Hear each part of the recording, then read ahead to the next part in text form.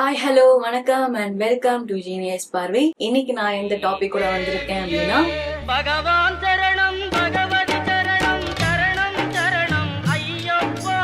So எல்லாருக்குமே நல்லாவே தெரியும், இது வந்து சபரிமலை சீசன். எந்த பக்கம் திரும்பினாலும் எல்லாரும் மாலை போட்டே சுத்திட்டு இருக்காங்க. அவங்களே கூப்பிட்டு எதுக்கு நீங்க இந்த மாலை போடுறீங்கன்னு கேட்டா, எங்க தாத்தா காலத்துல போடுவோம், அதனால நானும் போடுறோம் அப்படின்றாங்க. பார்க்கும்போது என்னடா இது அப்படிதான் இருந்துச்சு. ஏன்னா மாலை போடுறவங்களுக்கே இதுக்கு பின்னாடி இருக்கிற வந்து உண்மையான வரலாறு கதைகள் எதுவுமே தெரியல.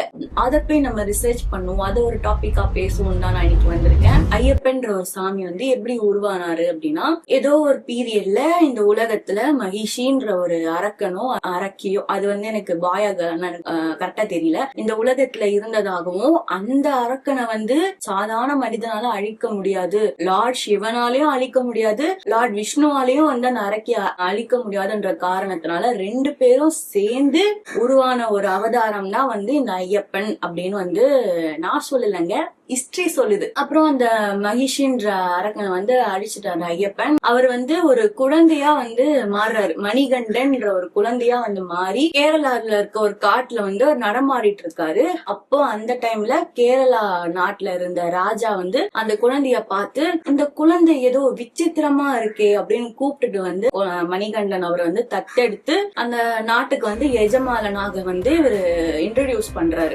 சுத்தி இருக்கிறவங்க எல்லாம் நோட் பண்றாங்க, இந்த குழந்தைக்கு வந்து ஏதோ ஒரு தெய்வ சக்தி இருக்கு, இத பார்க்கும் போதே வந்து ஒரு டிவைன் ஃபீல் வருது அப்படின்ட்டு நோட் பண்றாங்க. அப்படியே காலங்கள் வந்து போய்கிட்டே இருக்கு. மணிகண்டன் அவரும் வந்து வளர்றாரு. சாதாரண மனிதர்கள் வாழ்ற வாழ்க்கை பிடிக்காம அவர் வந்து ஒரு காட்டுக்கு போறாரு. அதுதான் வந்து இந்த சபரிமலையில இருக்க ஒரு காடு. ஒரு பிரம்மச்சாரியாவே அவர் வந்து அந்த காட்டுக்குள்ள போக்குறாரு.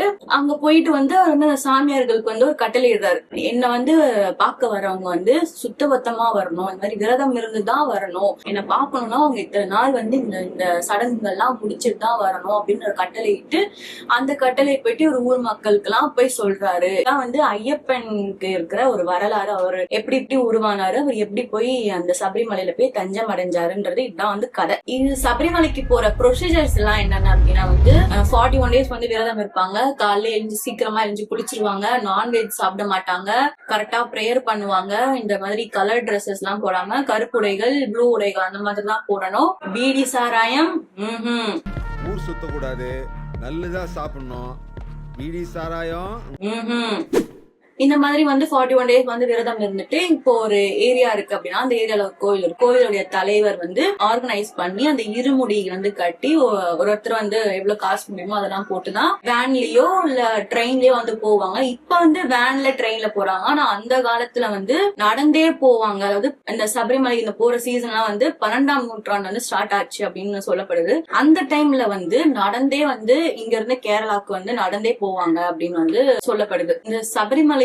போறதுல வந்து நிறைய பிரிவுகள் இருக்கு. 3 years வந்து கண்டினியூஸா போயிட்டே இருந்தா அவரை வந்து மணிகண்டனாக சொல்லுவாங்க. குருசாமியா ஆகிறதுக்கு எத்தனை வருஷம் போகணும் அது வந்து உங்களுக்கு தெரிஞ்சா நீங்க வந்து கமெண்ட் பண்ணுங்க.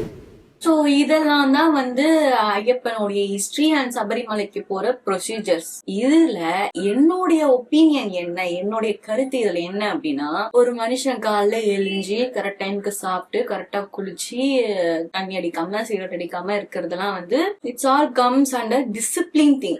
அவனை வந்து ஒரு டிசிப்ளினா வச்சுக்கும். இது வந்து சயின்டிபிக்கலா நம்ம ஹெல்தியா வச்சுக்க யூஸ் ஆகும். சில பேர் எல்லாம் பேசும்போது என்ன சொல்லுவாங்கன்னா, நான் வந்து சபரிமலைக்கு வந்து மாலை போட்டேன், அதனாலதான் வந்து என் பிபி குறைஞ்சிச்சு, என் சுகர் குறைஞ்சிச்சு அப்படின்னு. நீ வந்து உன் மென்டல் ஹெல்த்தை நீ பீஸ்ஃபுல்லா வச்சுக்கிற, எப்பவுமே போல கோவப்படாம கெட்ட வார்த்தைகள்லாம் பேசாம உன் டெம்பரை நீ வந்து கரெக்டான லெவல்ல வச்சிருக்கிறதுனால, உன் கரெக்ட் டைம்க்கு நீங்க சாப்பிடுறதுனால ஆட்டோமேட்டிக்கா உங்க பிபி வந்து நார்மலா தான் இருக்கும், சுகரும் நார்மலா தான் இருக்கும். இதுல இன்னொரு கேட்டகரி இருக்கிறாங்க, இந்த ஃபேமிலி மேன்ஸ் எல்லாம் வந்துட்டு சில பேர் ட்ரிங்க்ஸ் பண்றாங்கன்னு வச்சுக்கோங்களேன். நான் வந்து ஐயப்ப சுவாமிக்கு மாலை போட்டதுனாலதான் இந்த மாசம் வந்து எனக்கு கையில காசு நின்னுச்சு, எப்பவுமே வந்து காசு நிற்காதுன்னு. சரக்கோட ஸ்டார்டிங் ரேட்டே வந்து 150 ரூபாய். நீ வந்து ஒரு 10 நாளைக்கு அந்த 150 ரூபாய் சேர்த்து வைக்கும் போதே உங்க கையில காசு நிக்கதான் செய்யும். அப்ப நீங்க 41 days வந்து குடிக்காம அந்த காசு வந்து நிக்கும் போது நீ எஃபர்ட் போடுற, உங்க கையில காசு நிக்குது, உங்க ஹெல்த் வந்து இதுவாகுது. ஏதோ ஒரு கடவுள் வந்து உங்க வரவு செலவெல்லாம் பார்த்துட்டு காசு சேமிக்கிறதாக சொன்னா எனக்கு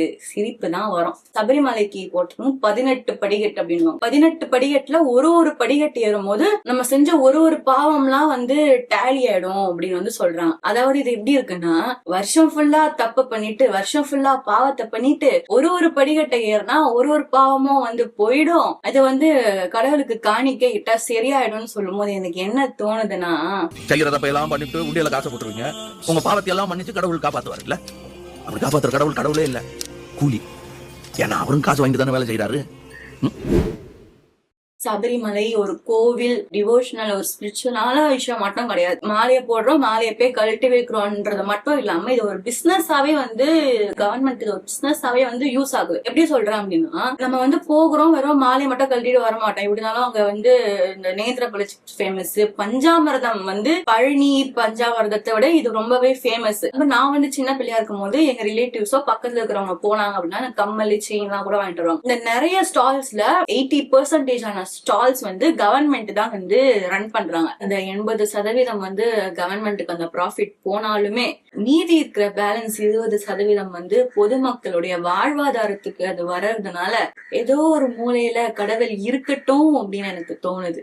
ஏன்னா இந்த 41 days குடிக்காம இருக்கிறாங்க இல்லையா, 41 days முடிச்சுட்டு அதுக்கப்புறமே குடிக்காம இருப்பாங்களா? மாட்டாங்க, அப்பயும் போய் குடிப்பாங்க. பார்க்காத ஒரு கடவுளுக்காக நீங்க அந்த 41 நாள் குடிக்காம இருக்கிறீங்க இல்லையா, டெய்லி பாக்குறவங்க ஃபேமிலிக்காக நீங்க ஏன் குடிக்காம இருக்க மாட்டீங்க? நீ கேட்ட ஒவ்வொரு கேள்வி என்ன செருப்பால அடிச்ச மாதிரி இருக்குடா. மாதிரி இல்ல, உண்மையிலே செருப்பால தான் அடிச்சேன்.